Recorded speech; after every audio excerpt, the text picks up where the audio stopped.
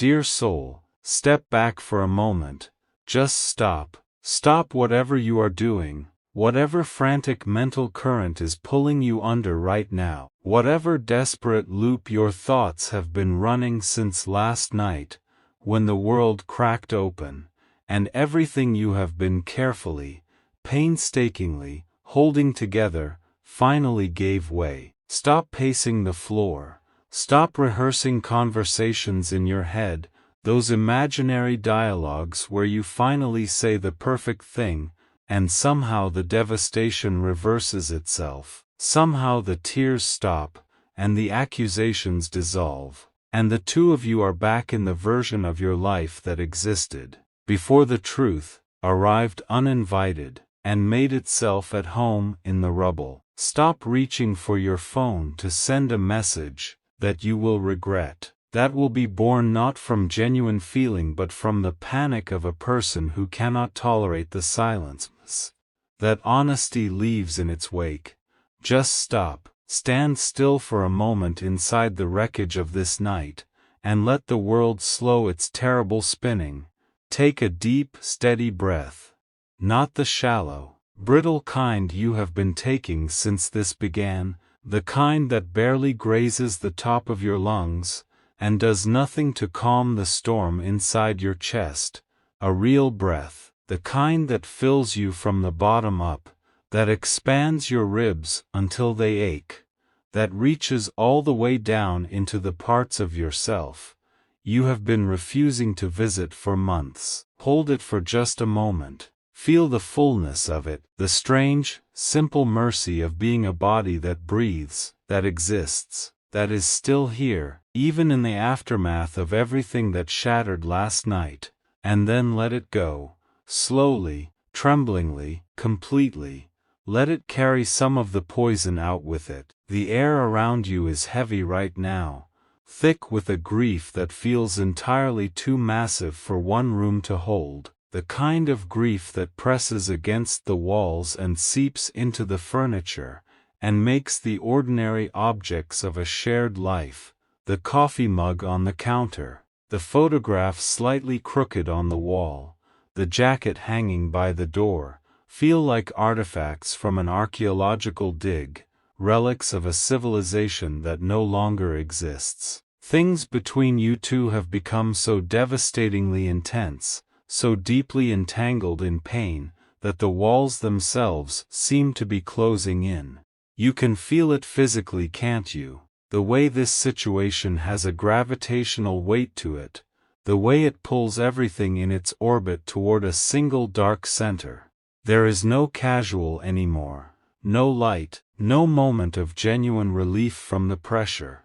Every conversation is loaded, every silence is a minefield, every look exchanged across a room carries the accumulated freight of everything that has been left unsaid between you.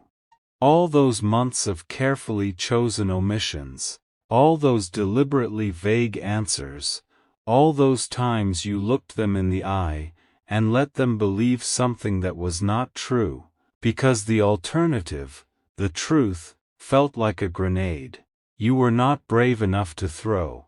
You are standing on the precipice of a collapse, and you need to hear this revelation right now, not tomorrow when you have composed yourself and rebuilt the walls. Not later when you have found a softer way to frame it, a kinder narrative that lets you off the hook just enough to bear the weight of your own reflection. Right now, in the full, unmedicated rawness of this moment, while the evidence of last night is still all around you, and the defenses are still down, and the truth is still close enough to the surface that you cannot quite bury it again. Do not turn away. Do not reach for the comfortable numbness you have become so practiced at summoning. Do not look away until the very end. Last night, your special person cried a lot, while cursing you for not telling them that you are only staying with them out of guilt. Listen to the echo of that sentence. Do not let your eyes skim across it like stones across water, touching the surface briefly before bouncing safely away. Let it sink, let it go all the way down into the deep dark water of you, past the defenses and the justifications, and the elaborate architecture of self-protection you have spent months constructing. Let it pierce through the walls you have built around your heart, those walls that are reinforced not with stone or steel, but with something far more durable and far more insidious, the absolute, unshakable conviction that you were doing the right thing. That conviction is the most dangerous part. It is what allowed the lie to grow so large. It is what kept you asleep inside the performance for so long.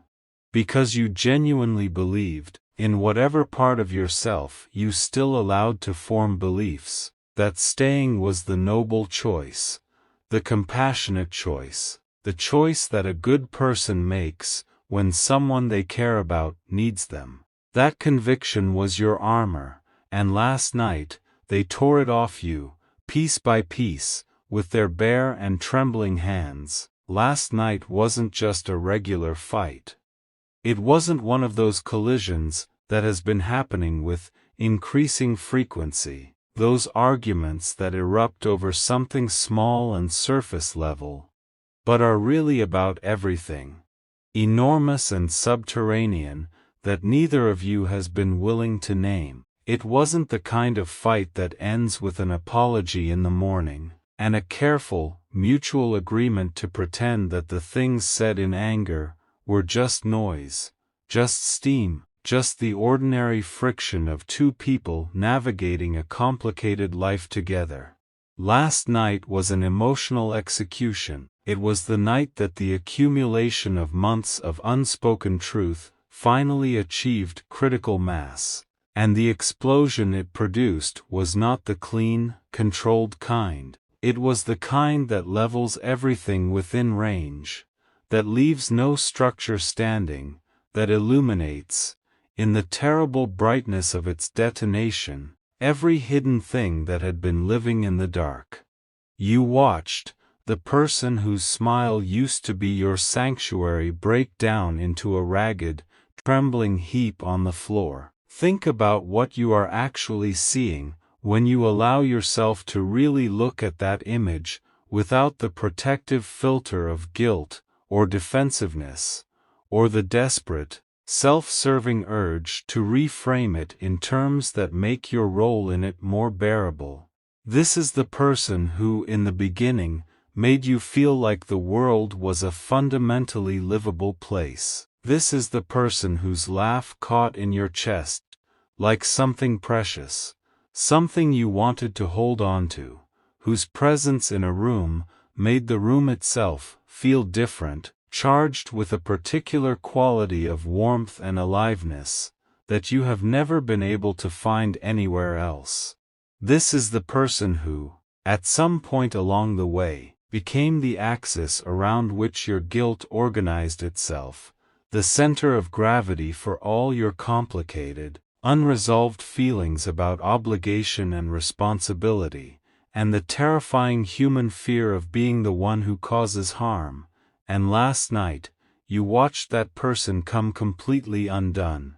Not gracefully, not with dignity. The way a person comes undone when the pain is too enormous for the body to contain with any composure. The way a person collapses when the ground they were standing on turns out never to have existed. You watched their eyes, usually so bright, so full of a fierce and trusting warmth that sometimes made you feel simultaneously grateful and guilty, just to be on the receiving end of it, turn glassy and bloodshot with a profound, terrifying betrayal.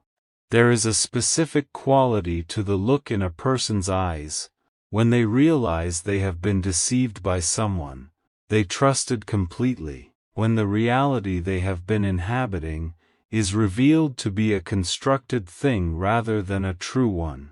It is different from ordinary sadness. It is different from ordinary anger. The look is of someone who has just discovered that the map they have been digging by is of an entirely different territory, than the one they are actually standing in. It is the look of a person whose internal world is being forcibly rearranged, who is watching the furniture of their reality shoved violently out of the familiar positions they have depended on to know where they are. That look.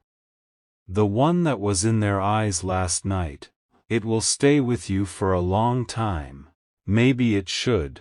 They wept until their chest heaved with the effort of it, until the sobs were so large and so relentless, that breathing became a secondary concern, something the body had to fight for between the waves. They wept until their throat was raw, and their voice had been reduced to a hoarse, broken thing that barely resembled the voice. You know, the one you have heard, say your name in so many different registers, in tenderness and teasing, and sleep-warm murmurs, and the full unguarded vulnerability of someone who believes they are safe, and between those agonizing breathless sobs, they cursed your name, not rhetorically, not performatively, with the genuine full-bodied fury of someone who has just understood, in a single devastating moment of clarity, the precise nature and dimensions of the thing that has been done to them. They cursed your kindness. And there it is, the detail that should shake you most deeply, the detail that reveals most completely the architecture of what you actually built here. Not your cruelty, not your indifference, not your neglect, your kindness. The thing you were most proud of, the thing you pointed to, in the private court of your own conscience, as evidence that you were doing right by them, that your presence in their life was a net positive, that whatever complicated and murky feelings you were carrying beneath the surface, the kindness you showed on the surface more than compensated for them. They cursed your kindness, because they finally understood what it actually was, what it had been all along. Not love freely given, but penance carefully administered. Not devotion, but management. Not the natural overflow of a heart that cannot contain its affection, but the calculated, conscience-driven performance of a person trying to pay down a debt they had convinced themselves they owed. They cursed your touch. Every instance of physical closeness between you now has to be re-examined, re-evaluated, stripped of the meaning they had assigned to it, and reassigned a new, far more painful meaning. When you reached for them, were you reaching because you wanted to? Because the distance between your bodies felt like something that needed to be closed, because touching them was a thing you chose in that moment with the full weight of genuine desire? Or were you reaching because it was what a loving partner does, because maintaining the appearance of tenderness was part of the performance, because the alternative, pulling away, keeping your distance, honoring the truth of what you actually felt, was a luxury that your guilt would not permit you? They do not know anymore.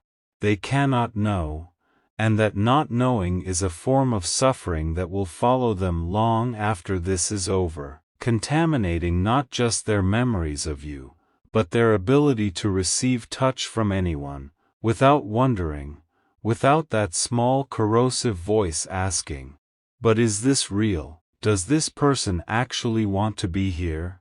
They cursed every single whispered declaration of love you offered in the dark over the last months, and this is where the harm becomes almost immeasurable, because those words, that particular sequence of 3 words in that particular order, carry more weight than almost anything else in the human lexicon.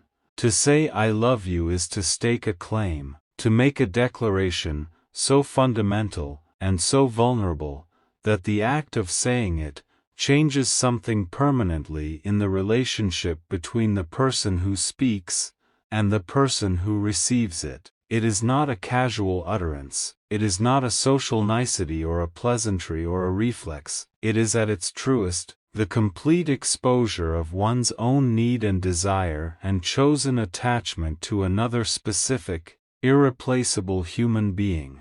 And when it is received in the spirit it was intended, something sacred happens in the space between two people. Walls come down. The soft and unprotected center of the self is offered up. A trust is established that runs deeper than reason. But the words you whispered were not true, were they?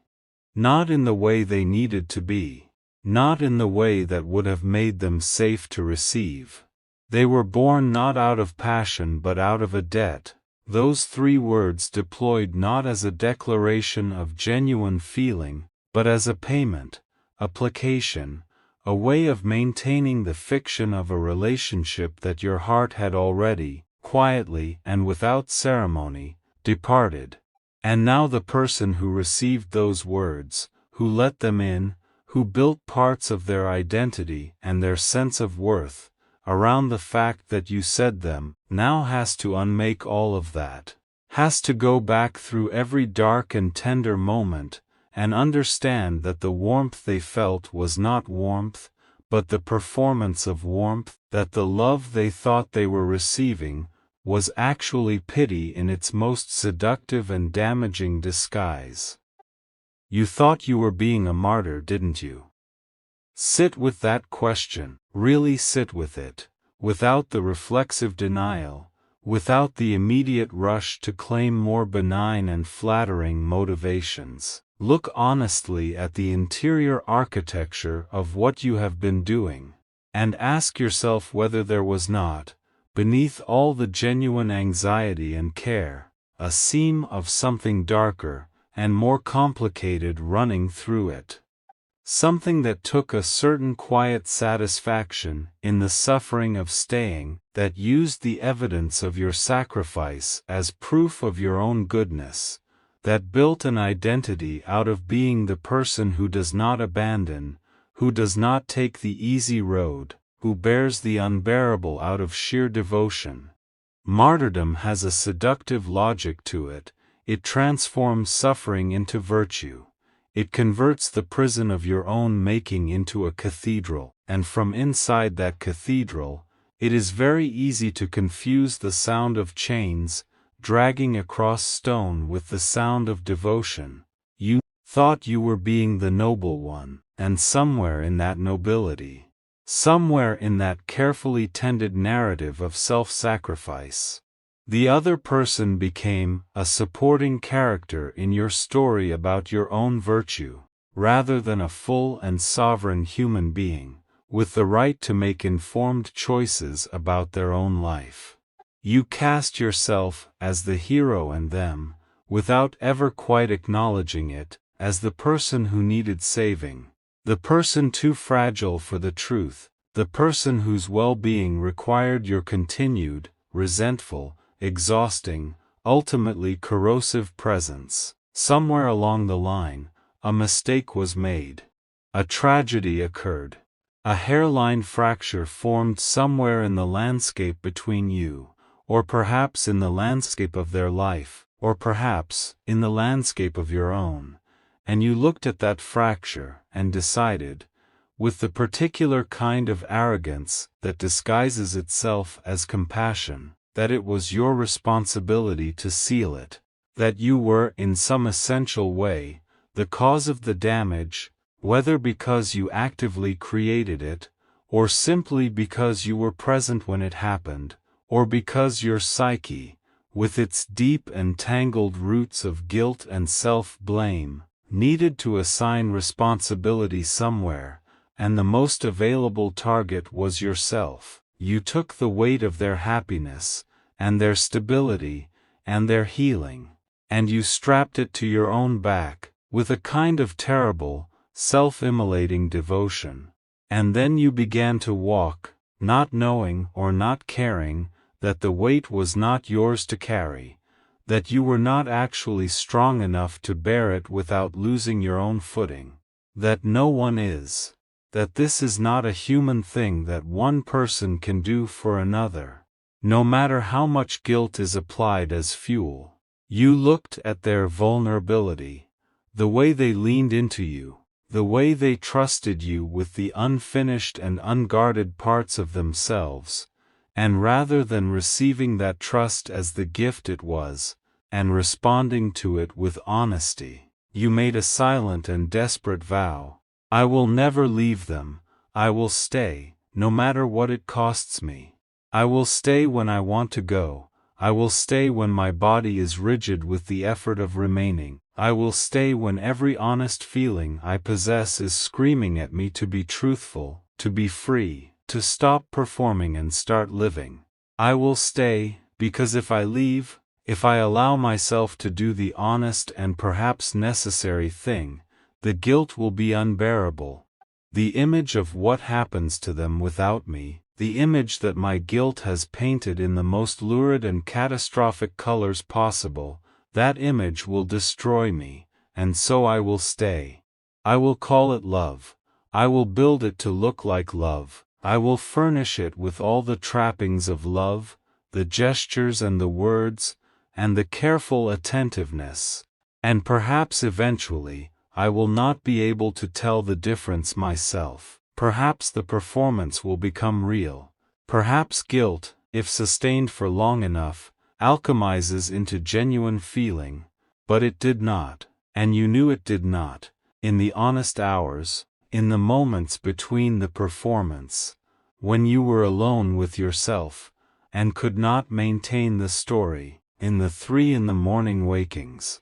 When the truth sat on your chest like a stone, and you stared at the ceiling, and felt the full, unbearable weight of the life you were living. You knew, and you chose again and again, the silence of guilt over the courage of honesty. And here is the revelation you must face right now, the one that is so simple and so devastating in its simplicity, that the mind immediately reaches for complexity to avoid it. You cannot build a sanctuary out of a prison sentence. You cannot create warmth from obligation. You cannot manufacture genuine intimacy from performed devotion.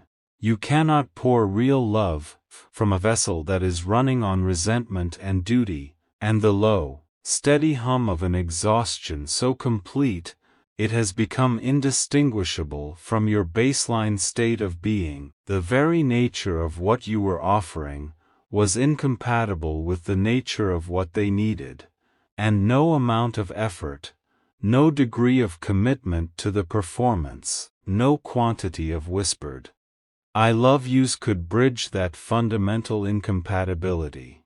Because what they needed was to be freely chosen, and you were not choosing them, you were sentencing yourself to them. You were serving time in the relationship, rather than inhabiting it.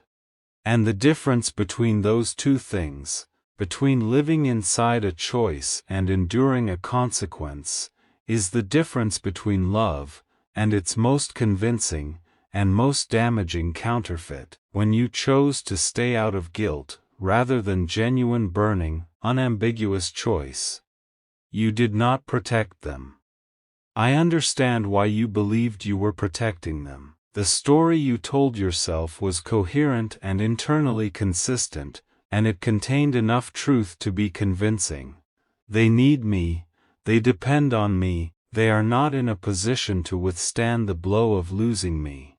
Therefore I stay, therefore I absorb the cost, therefore I offer my own well-being on the altar of their stability. It is a story with a recognizable shape.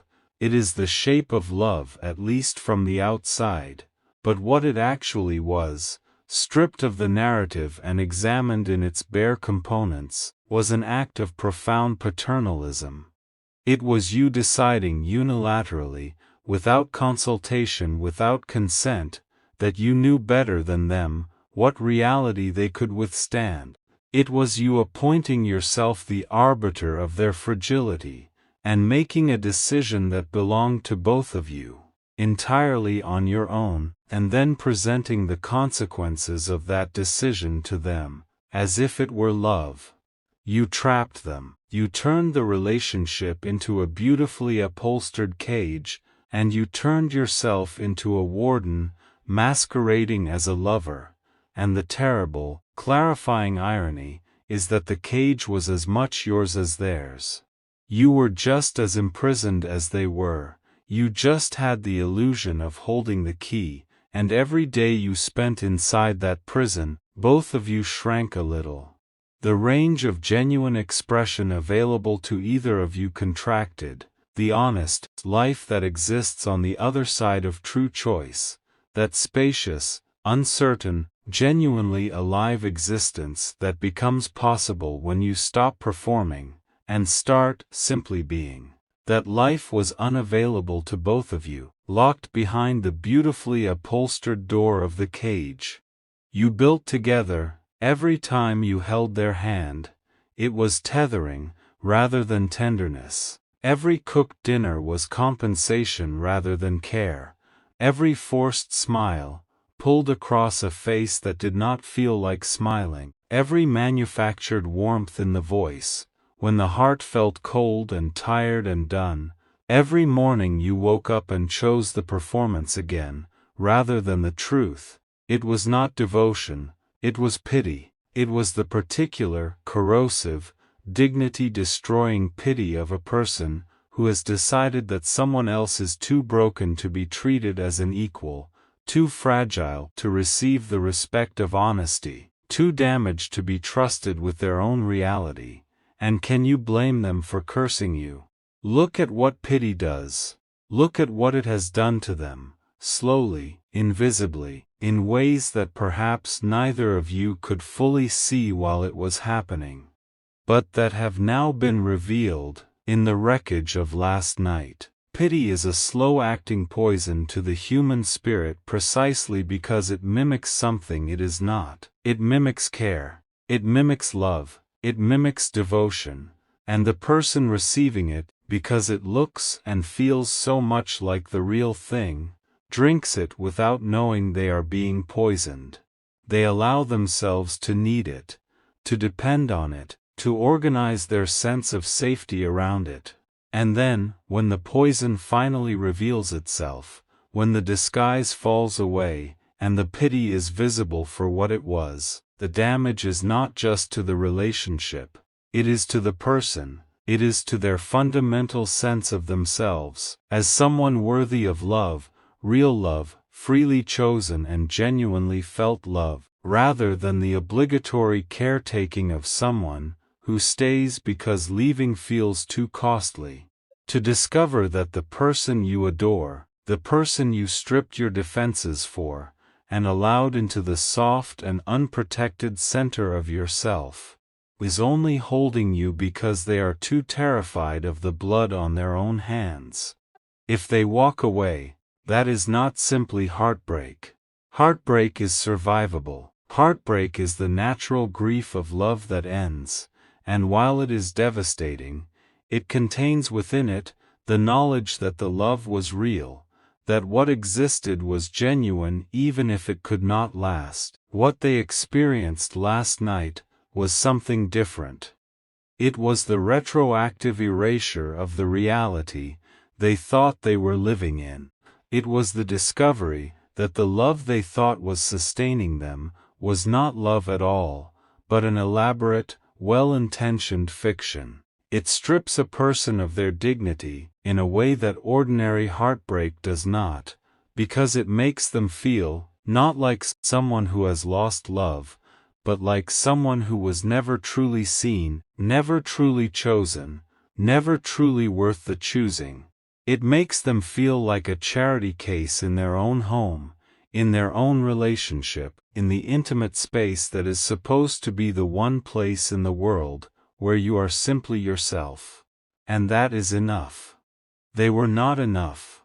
Or rather, you did not let them believe they were enough, because you did not allow yourself to be honest with them about what you actually felt. Your dishonesty communicated something that no amount of performed kindness could contradict, that they needed to be managed, rather than loved, that the truth of who they were was something you felt required to accommodate, rather than something you genuinely chose. your special person, whatever name they carry in the quiet of your heart, did not just lose you last night. They lost the version of reality they thought they inhabited. They lost every memory that now requires reinterpretation. They lost the certainty that the warmth they felt was real, that the connection they experienced was genuine, that the life they thought they were building was being built on solid ground, rather than on the shifting, unreliable foundation of your unspoken guilt. They had to mourn a ghost, and there is a particular quality of anguish in that kind of grief, in grieving someone who never quite existed in the form you loved them, that is unlike any other, because there is nothing to point to. No clear ending point, no definitive moment when the real thing became the false one, just the entire past, stretching back as far as they can remember, suddenly and irrevocably tainted with doubt. Look at what this has cost you too, and I do not say this to diminish their pain, or to redirect sympathy toward someone who made choices that caused harm. I say it, because you cannot begin the work of genuine accountability, without also reckoning honestly with what this has cost you, because the cost is real, and pretending it is not, adding it to the long list of things you are refusing to acknowledge, will not serve you or anyone else. You have bled yourself dry. Not in the romantic, heroic sense that guilt as identity tends to imagine its own suffering, but in the genuinely depleting, hollowing sense of someone who has been running on empty for so long, that they have forgotten what it felt like to have reserves. You have given and given from a vessel that was not being refilled, sustained yourself on the story of your own sacrifice rather than on anything genuinely nourishing, and the result is not nobility, it is devastation of a different kind, not the sudden, violent kind that exploded last night in that room, the slow, erosive kind that has been wearing you away from the inside for months, maybe longer. You thought that sacrificing your own joy, and your own authenticity, and your own freedom, was the appropriate price for whatever happened, whatever fracture or failure or tragedy set this machinery in motion. You turned your life into a penance, and your relationship into a confessional, and yourself into a penitent, who would never be granted absolution. And the cruelest part of it is that even the penance did not work. Your sacrifice did not save them. It did not heal the original wound.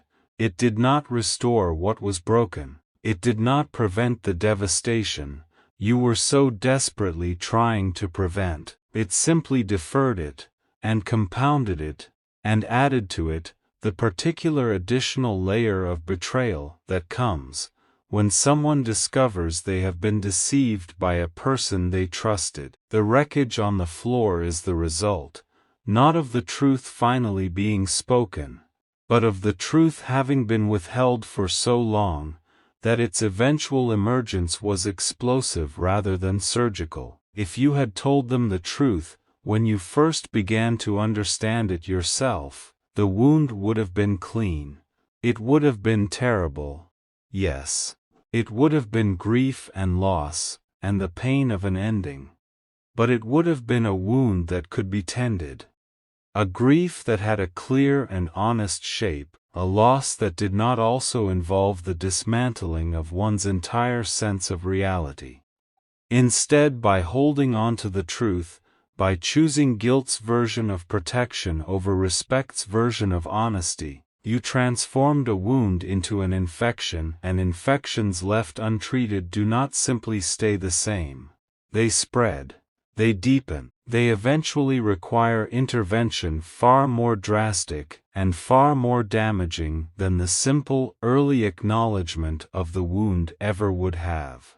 This intensity you are feeling right now, this nauseating, disorienting, almost physical sensation of the world having tilted on its axis, and not yet come to rest. This is not punishment, though your guilt will try to tell you it is. Guilt always tries to tell you that pain is punishment, because guilt needs you to believe that suffering is redemptive, that if you feel bad enough for long enough, the ledger will eventually balance.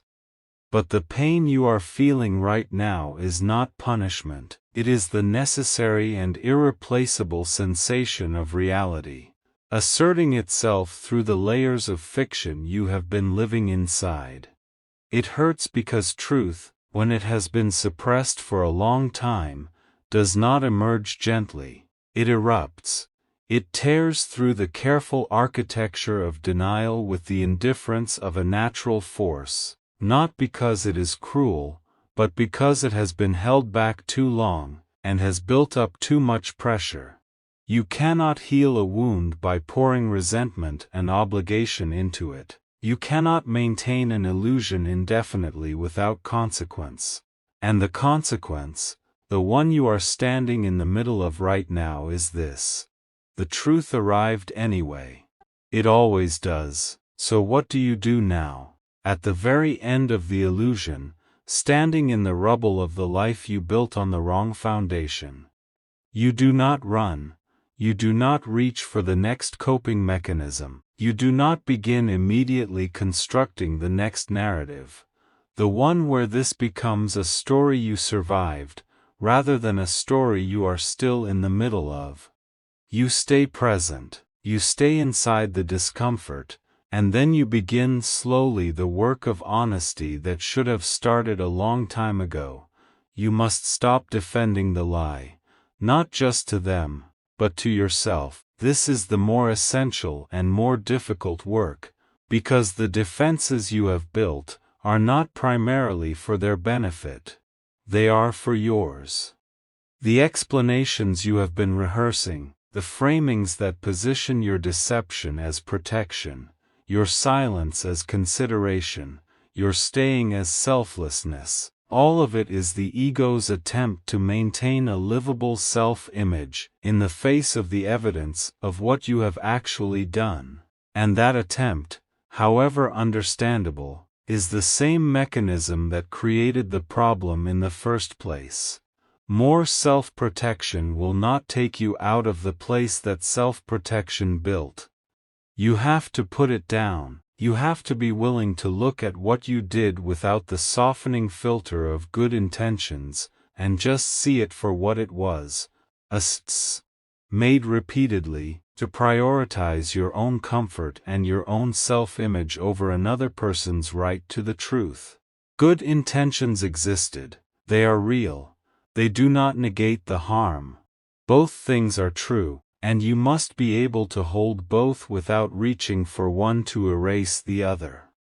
Do not minimize their anger. Do not perform empathy at them in a way that is actually just another form of management, another attempt to control the emotional atmosphere of a situation that you no longer have the right to control.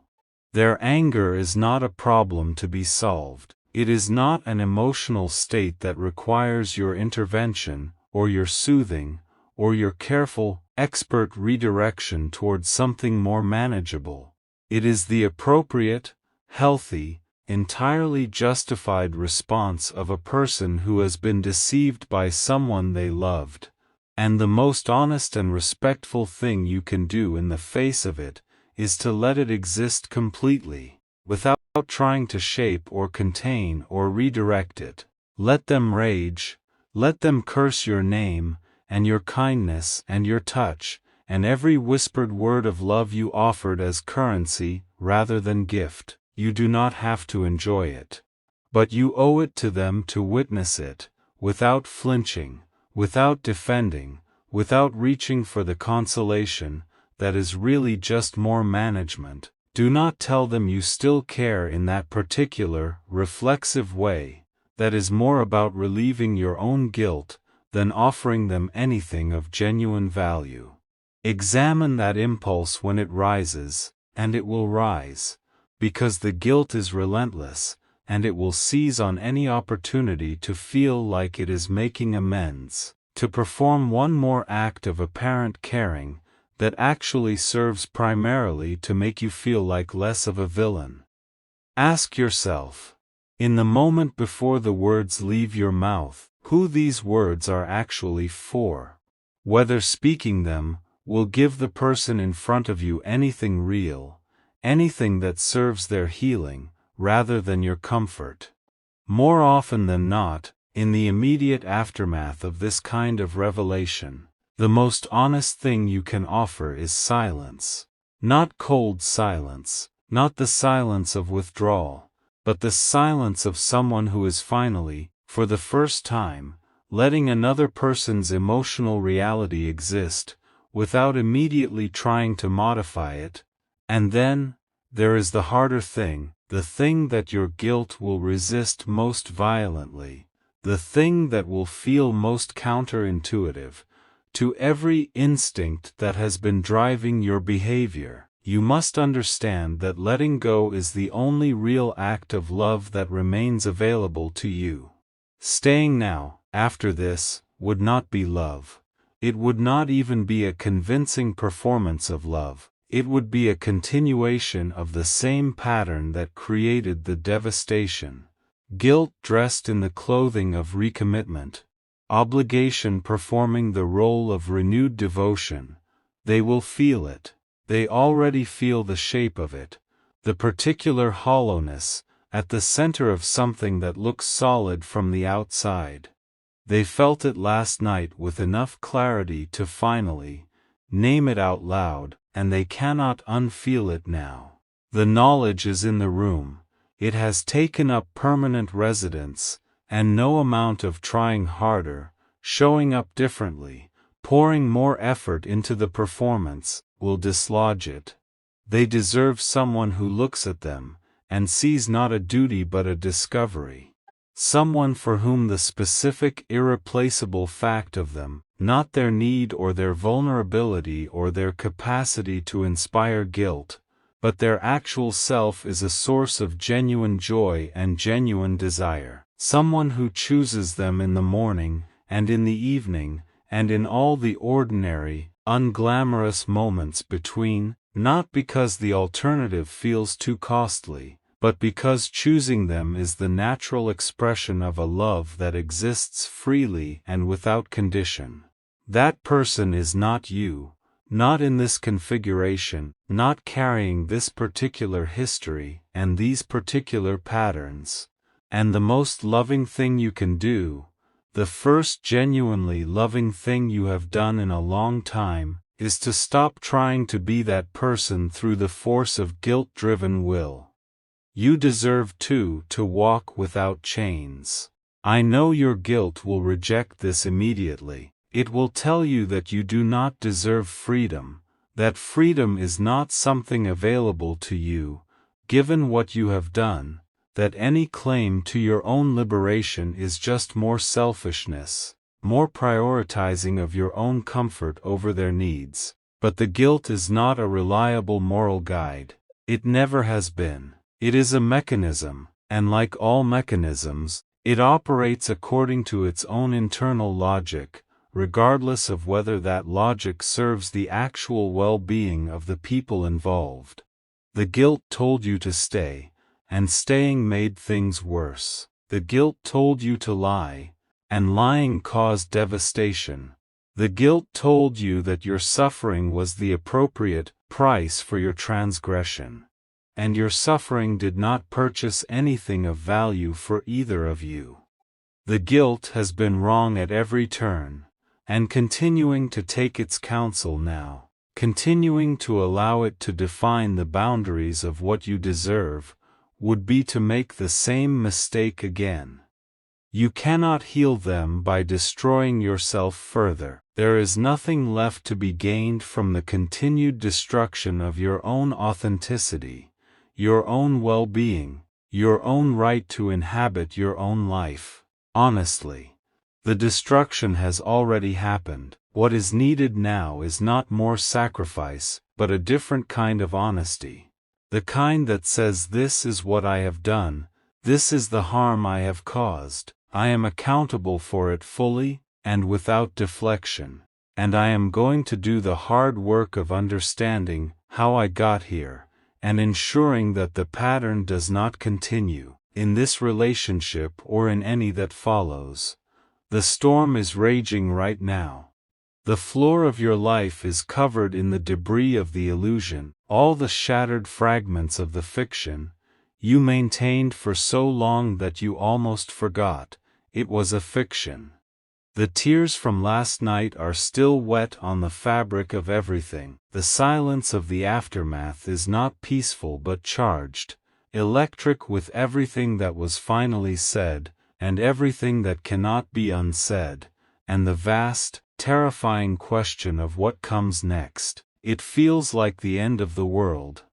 It has the particular texture and temperature of an ending so complete that the mind genuinely cannot conceive of anything beyond it, cannot see past the wall of the immediate devastation to whatever landscape exists on the other side.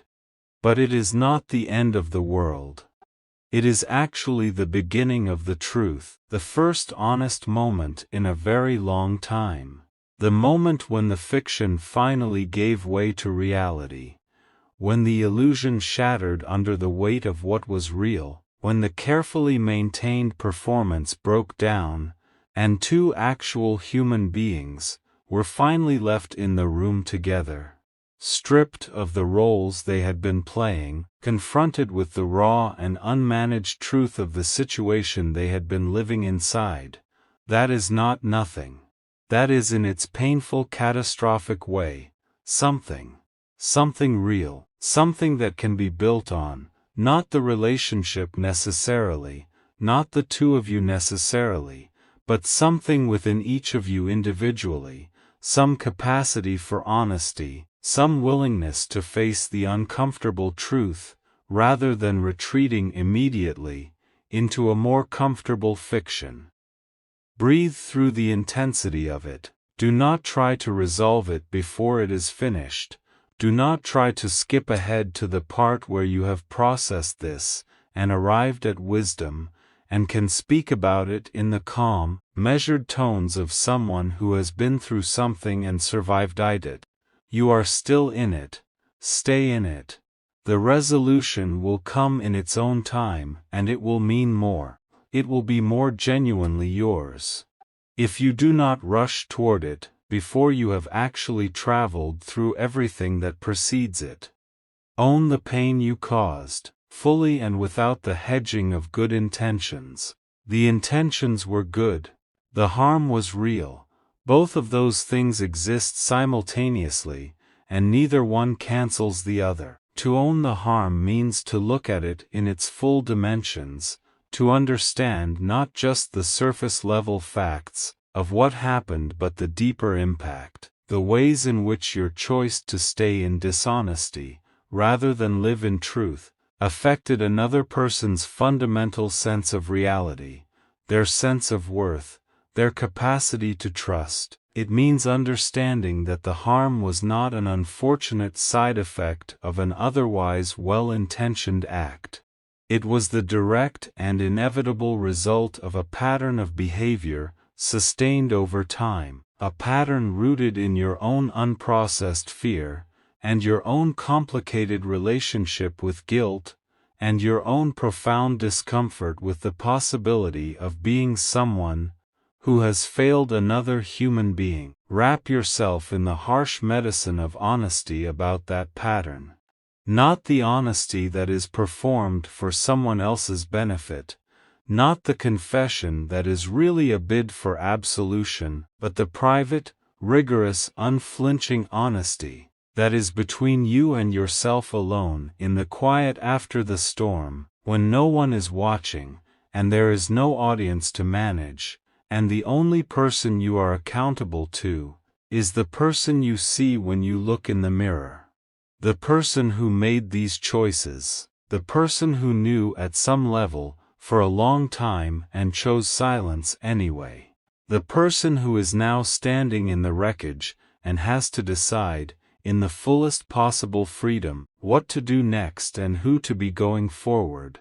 And finally, with all the gentleness you possess, directed this time not outward as performance, but inward as genuine self-compassion. Let the illusion go, not as an act of defeat, not as a capitulation to guilt or pain, or the exhaustion of maintaining, as a deliberate and conscious choice, a choice to stop pretending, a choice to honor both yourself and the person you hurt, by refusing to continue the charade, a choice to step out of the story you have been telling, and into the reality that has been waiting patiently on the other side of your avoidance for all this time.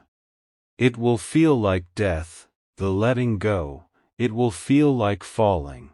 The ground you were standing on, even though it was never solid, was still something your feet had learned to trust, and stepping off it into the open air of genuine honesty is terrifying in a way that is almost beyond articulation. Do it anyway.